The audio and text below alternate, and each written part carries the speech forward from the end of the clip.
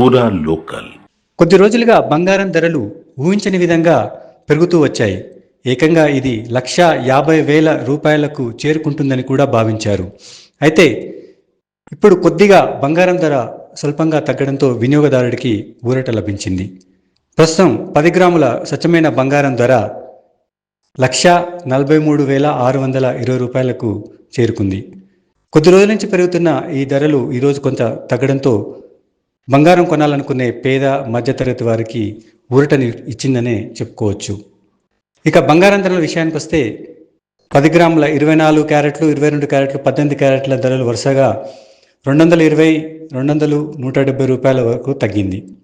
ప్రస్తుతం దేశీ మార్కెట్లలో 10 గ్రాముల 24 క్యారెట్ల బంగారం ధర 1,43,620 రూపాయలు పలుకుతోంది.